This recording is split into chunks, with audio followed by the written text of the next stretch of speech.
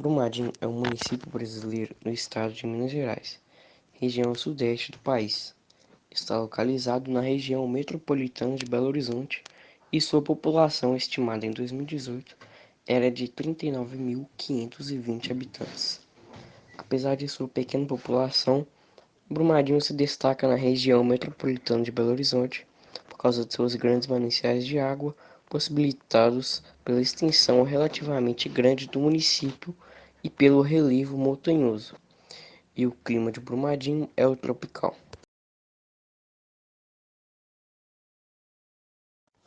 Cosmococa é uma galeria idealizada por Oiticica e o cineasta Neville d'Almeida em 1973.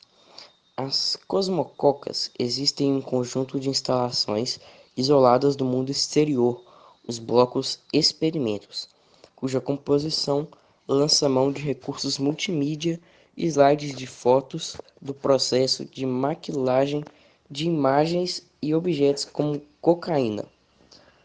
As mancoquilagens realizadas por Neville d'Almeida, projetados nas paredes e acompanhados por trilha sonora e elementos que convidam o espectador à participação, como redes, piscina, balões, busca-se com isso propor ao participador uma experiência suprassensível.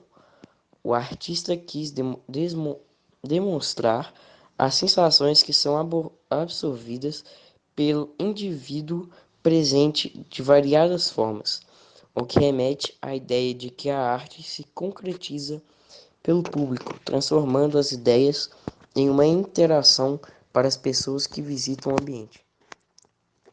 Hélio Oiticica, de 1937 a 1980, foi um artista plástico brasileiro, pintor, escultor e destacado artista performático.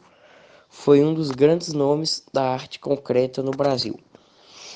Hélio Oiticica foi um artista experimental e performático. Sua produção é considerada uma das mais originais e revolucionárias da cena artística brasileira de todos os tempos, contendo um caráter inovador e muitas vezes polêmico. Hélio Oiticica nasceu no Rio de Janeiro no dia 26 de julho de 1937, filho de Ângela Santos Oiticica e de José Oiticica.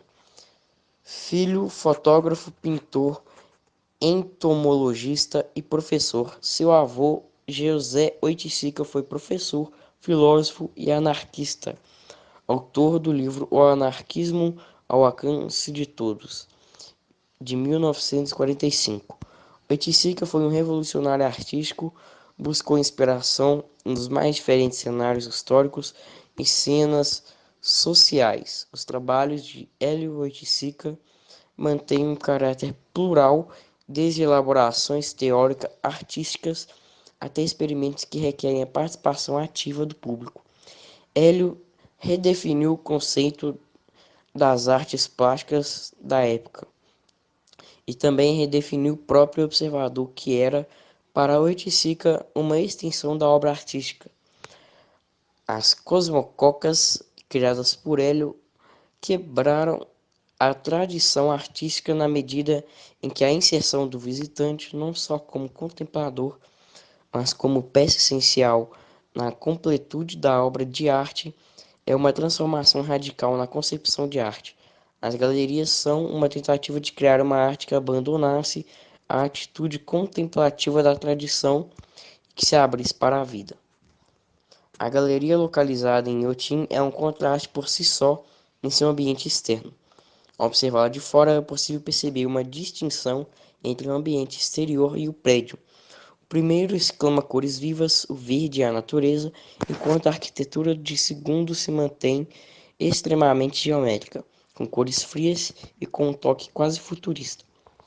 Já se estabelece assim que o visitante já está entrando em uma viagem.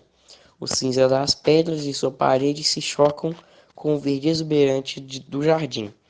No hall de entrada, o piso frio, a luminosidade baixa e a presença de lixas de unhas que para alguns podem passar despercebidas convidam o público a entrar em 5 salas diferentes. O grupo, de forma geral, lembra-se da tragédia ocorrida na cidade, mas se esquece dela quando entram no iotim, pois lá apreciam as diversas obras presentes no imenso local. A excursão para o iotim foi muito boa, pois com ela tiveram diversas visões e sensações diferentes sobre as obras.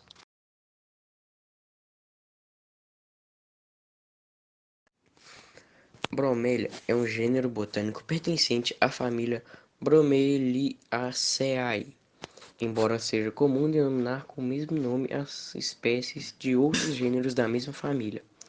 As espécies deste gênero são distribuídas pelas regiões tropicais dos continentes americanos, e sua principal característica é a de suas flores apresentarem um cálice muito profundo. O nome dado em homenagem ao botânico sueco Olof Bromelius. A fibra que se obtém de Bromélia serra e Bromélia hieronymi, também chamada de chaguar, é uma das bases da economia dos índios da tribo Ixi, na zona de clima semiárido do Chaco argentino. O dendenzeiro é uma palmeira originalmente nativa da África Ocidental, mas naturalizada no Brasil, cujo tamanho pode chegar aos 30 metros verticais.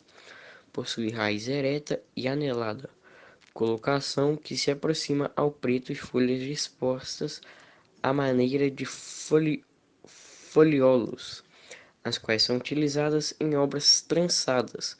Contém frutos e sementes dos quais se extrai uma espécie de óleo, o óleo de dendê.